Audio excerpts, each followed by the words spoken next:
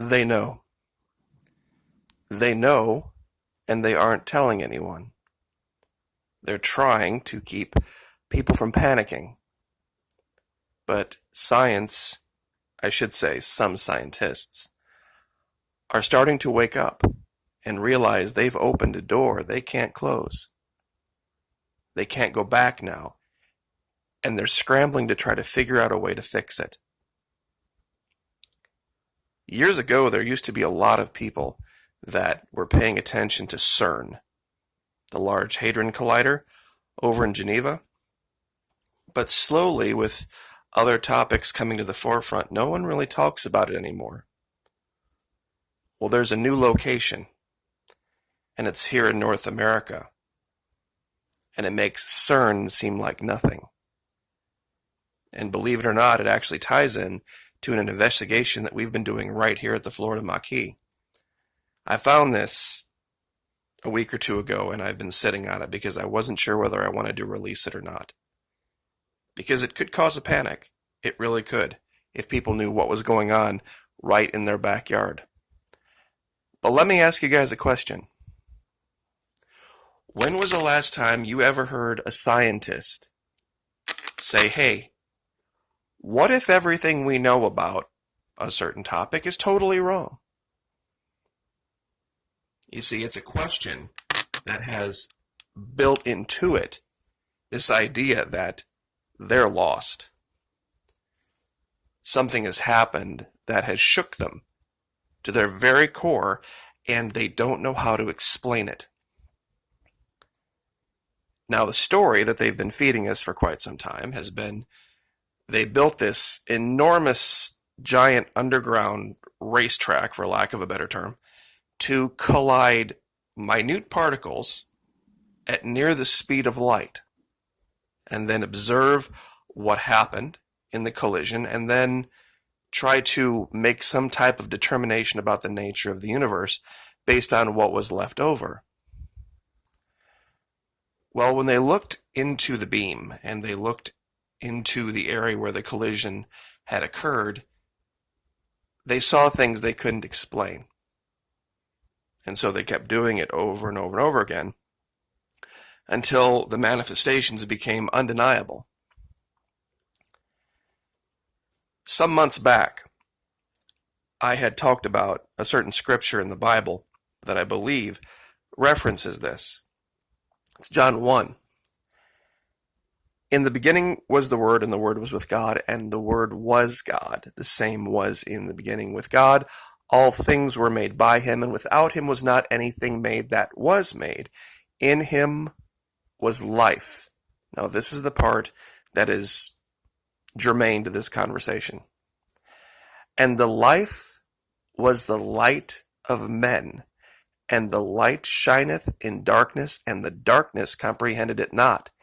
That is a fundamental concept in dark matter research, that dark matter doesn't interact with light. They only theorize that it exists because of the way that it affects gravity. That's the only proof they have for it until this. And that article is here from space.com. This is probably the only way dark matter interacts with ordinary matter. And they talk about observing galaxies and the way that they move around and how the gravity works. It's very complicated, but the point is this. They've created something. They've created this giant ball.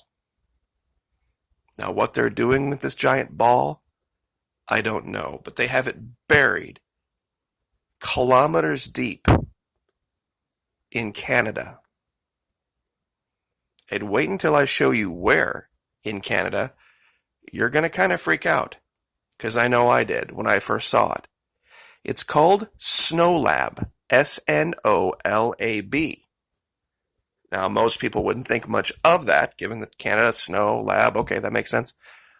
Well, when we look back at prophecy, a lot of people didn't read from left to right, they read from right to left. BALONS, ballon, at that time meant ball. Okay? Ballon is Latin, French, Spanish for ball, as in the god ball. Now, it's not this giant Hadron Collider-sized place, but it is buried way deep in Canada, in Ontario. And what they're doing down there is very secret. They are attempting to do the exact same thing, apparently without the use of a collider. They've just gotten, this year, brand new funding to do something called a super CDMS experiment. Now, what that entails, it's over my head, but it's a new generation of dark matter experiment. Searching for this quote-unquote elusive particle. Part of me thinks that they're searching for something that's elusive, but it's not a particle. That they're searching for ball. I know this sounds absolutely crazy. It sounds totally nuts. But let me show you something specific about this location. SNOLAB is right here northeast of Lake Huron. A place called Sudbury. And when we go look at SNOLAB, something begins to stick out like a sore thumb. Now you've got the lab and you've got this driveway around it here. But strangely enough, right around this area here, there's a giant area of Earth that has collapsed. And you can see it from space. We are at, well, here we're only at 8,000 feet. But it's clear as a bell. I'm sure some of you have seen it already. Let me go ahead and outline it for those of you who haven't.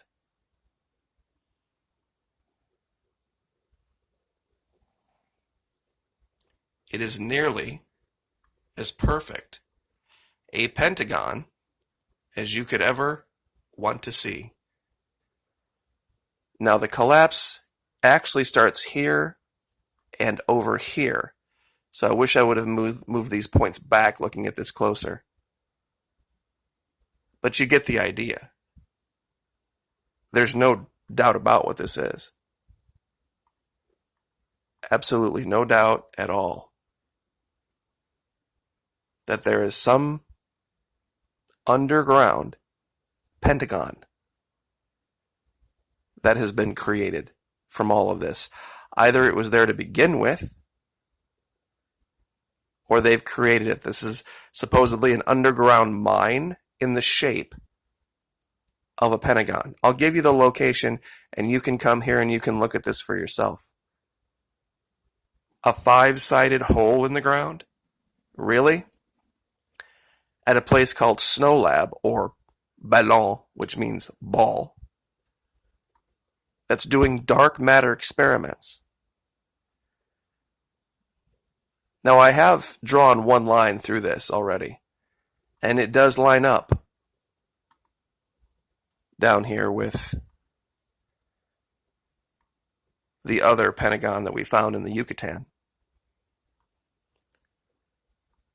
I haven't taken it around the world yet. I don't know where it completely goes, but I'm starting to kind of eyeball things, and it looks like it's going to line up with a great many other things. So tell me how this could all be a coincidence. Let's look at this again, even closer.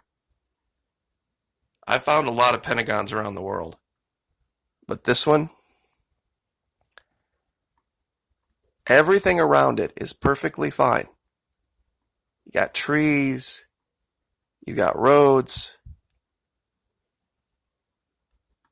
but in the perfect shape, nearly perfect shape, of a pentagon at this place called SNOLAB, where they're doing dark matter experiments in Canada, we have this.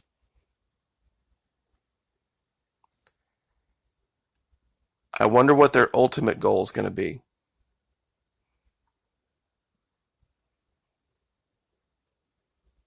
I wonder if they're going to learn how to stop, or if they're even going to be able to. Dark matter opens the door to demons. Like, share, subscribe.